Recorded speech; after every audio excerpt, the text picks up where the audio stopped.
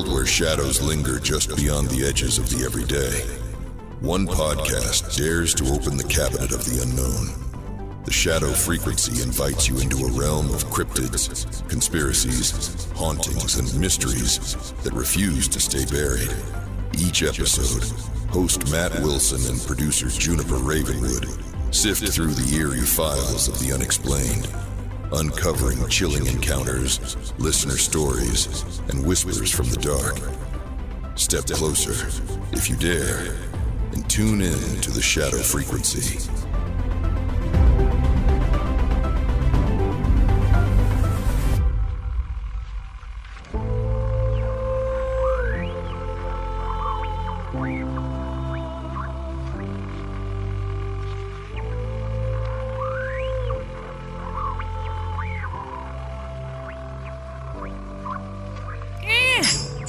Okay, got it open.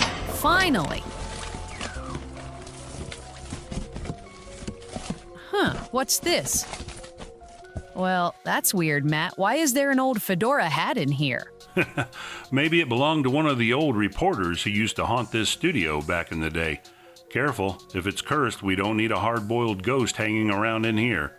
Yeah, no thanks. Here it is, tonight's case file, episode 201. All right, what are we diving into tonight? Zimbabwe's Alien Whisper in Ruwa. Creepy title. Oh yeah, this one's wild. School kids in 1994 claiming they saw a UFO land near their playground, and even stranger, they heard messages, but not with their ears. Telepathy? That's going to give me goosebumps. Perfect. Let's crack this one open. Episode 201. Zimbabwe's Alien Whisper in Ruwa starts right now. You're tuned to the Shadow Frequency, where the veil between the living and the unknown grows thin. Strange whispers, hidden truths, and things best left in the dark await. Hosted by Matt Wilson, produced by Juniper Ravenwood, featuring Chris Beach. Let's step in to the shadows. The year is 1994. A quiet schoolyard in Ruwa, Zimbabwe, hums with the ordinary chatter of children until the sky splits open with something otherworldly. On September 16th, 62 school children at Ariel School claim they saw something descend from the heavens. Not a plane, not a star, but a craft, shimmering and strange, with beings that weren't human. Their story would ripple across the globe, haunting those who heard it. What did these children see? And why does their tale still echo in the shadows? Welcome, listeners, to episode 201 of the Shadow Frequency. Matt, are you ready to step into this cosmic mystery? Oh, Juniper, you got my skin crawling already. Let's dive into this unearthly file and see what's staring back at us from the void. Take us there, Matt. Listeners, buckle up. This one's going to be strange.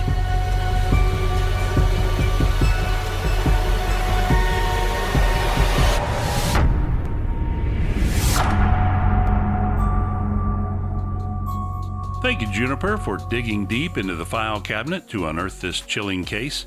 Tonight, we're cracking open a story that feels like it's been whispered from the edges of reality itself. Ariel School sighting of 1994 in Ruwa, Zimbabwe. Picture this, a dusty, sunlit schoolyard nestled in the rolling hills of southern Africa. It's mid-morning, September 16, 1994, and the children of Ariel School, ages 6 to 12, are out at recess, laughing, playing, unaware that the world is about to tilt. Then, a strange hum cuts through the air, like a frequency just beyond human hearing. Some of the kids look up. There, hovering low above the scrubland just beyond the school's fence, is a silver disc-shaped object. It's no helicopter, no weather balloon. It's something else, something that doesn't belong. 62 children later recount the same story. The craft lands or hovers just above the ground, silent and gleaming under the African sun. And then they appear, beings, small and thin, with skin like polished obsidian and eyes. Oh, those eyes, large, black, and endless, like staring into a starless night. The children describe these beings moving with an unnatural grace, almost floating.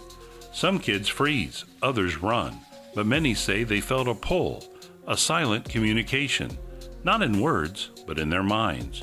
Messages of environmental warnings, of humanity's reckless path, flood their thoughts. One girl years later would say, "It was like they were speaking inside my head, telling me to listen." The encounter lasts mere minutes, but it burns itself into the children's memories. Teachers, initially dismissive, are stunned when dozens of students independently draw nearly identical sketches of the craft and its occupants. Saucer-like shapes, almond-eyed figures, a sense of otherness that clings to the page. The story spreads, drawing paranormal investigators, journalists, and even Harvard psychiatrist John Mack, who interviews the children and finds their accounts eerily consistent. No coaching, no collusion, just raw, unshakable testimony from kids who, to this day, stand by what they saw. The atmosphere in Ruwa shifts after the event. Parents whisper about strange dreams. Locals report odd lights in the sky in the days leading up to the sighting. The school itself becomes a magnet for those seeking answers, a place where the veil between our world and something else feels paper thin. What was it about this remote corner of Zimbabwe that drew these visitors? Were they visitors at all, or something older, tied to the land, to the cosmos, to a frequency we can't yet tune into? The Ariel School sighting isn't just a story. It's a riddle, a shadow cast across decades. The children, now adults, still speak of it with conviction, their voices carrying a weight that chills the spine. What did they see in that scrubland? What message lingers unheard in the static of our world?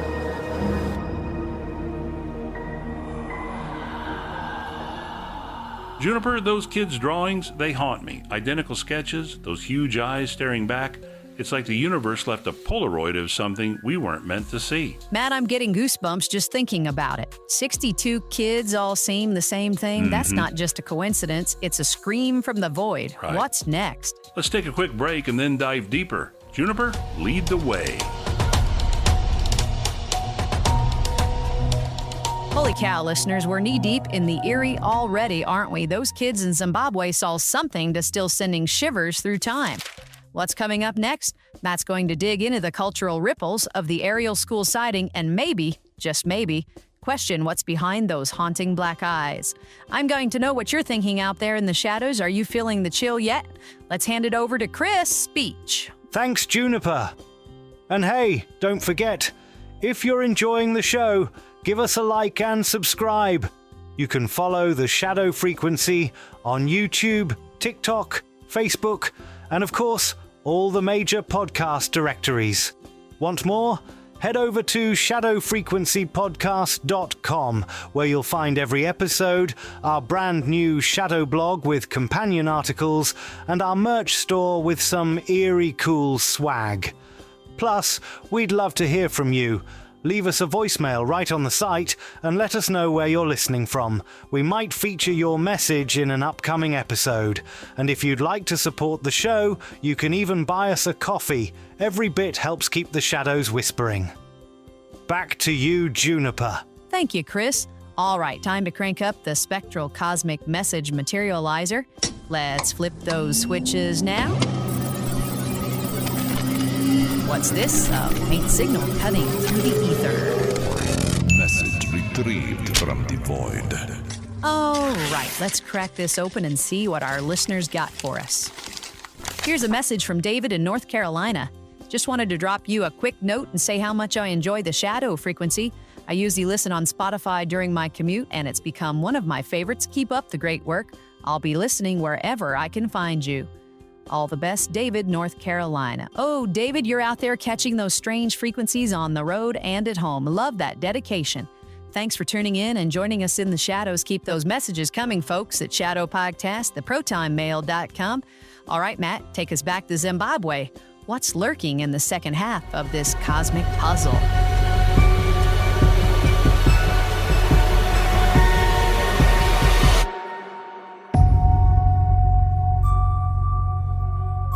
Welcome back, listeners, to The Shadow Frequency.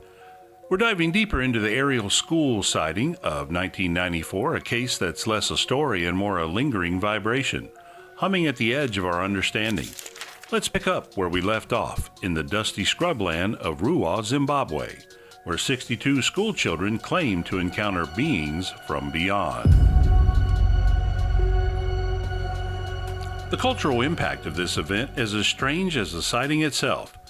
In the 1990s, Zimbabwe was a nation grappling with its post-colonial identity, blending indigenous beliefs with modern influences. The Ariel School sighting didn't just spark headlines, it tapped into something primal. Local lore spoke of spirits tied to the land, ancestral beings, sky dwellers, long before UFOs entered the cultural lexicon. Some elders in Ruwa saw the children's story not as alien, but as a visitation from something older, a warning woven into the fabric of the earth itself. The children's telepathic messages, warnings about pollution, about humanity's greed, echoed these traditions, blending cosmic dread with earthly urgency. The sighting also drew global attention. John Mack, the Harvard psychiatrist, spent months interviewing the children, noting their emotional intensity. One boy, now an adult, recalled in a 2021 documentary, "Those eyes, they weren't angry, but they were heavy, like they carried a sadness we couldn't understand." The story inspired books, documentaries, even art installations, each grappling with the question, what did these kids see? The consistency of their accounts across cultures, languages, and backgrounds became a kind of paranormal Rosetta Stone, a puzzle that resists easy answers. Now let's pause for a moment and consider another angle, something to chew on. Could this have been a case of mass hysteria? The 1990s were a feverish time for UFO mania, with shows like The X-Files beaming extraterrestrial fears into living rooms worldwide. The children, young and impressionable, might have been caught in a shared delusion, their imaginations sparked by pulp culture or even a misidentified aircraft. Psychologists note that group experiences, especially under stress, can amplify perceptions, turning the ordinary into the extraordinary. But here's where it gets murky again. The children's stories didn't waver, even under scrutiny.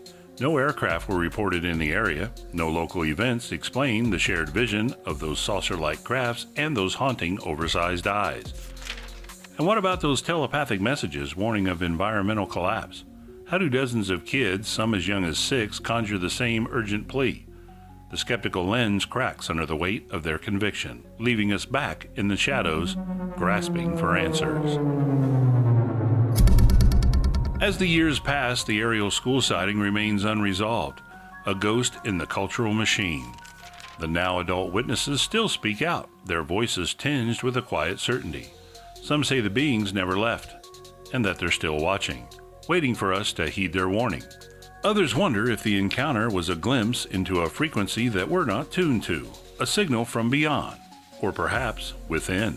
Whatever the truth, the story lingers, a chilling reminder that we may not be alone, or that we've never been. Juniper, those kids' voices decades later still carry that weight. It's like the beings left a message encoded in their souls, and we're still scrambling to decode it. Matt, I'm torn. Part of me wants to say it's just kids caught up in a moment, but those drawings, those messages, it's too eerie to dismiss. What's the final word? No final word tonight, just echoes. Juniper, close us out. And that's it, listeners. Episode 201 of The Shadow Frequency. We're still chasing shadows in the static. The Ariel School sighting leaves us with more questions than answers, a cosmic whisper that's still ringing in our ears. Thank you for joining us on this eerie journey. If you want to share your thoughts or own strange stories, you can drop us a line at shadowpodcast@protonmail.com. Or you can find us in all the podcast directories and Pandora, plus Facebook, YouTube, TikTok, and Rumble, pretty much everywhere. And at shadowfrequencypodcast.com, you can find more episodes and updates and our blog. Plus, we've got a nice store there with some great merch. Come back next time for another case that'll keep you up at night. Matt, you want to say goodnight? Sleep tight, listeners, if you can. Good night, everyone, and keep listening for that shadow frequency. The This episode was produced with a commitment to exploring the unexplained while grounding our discussion in documented discoveries. All interpretations are speculative and intended for entertainment purposes.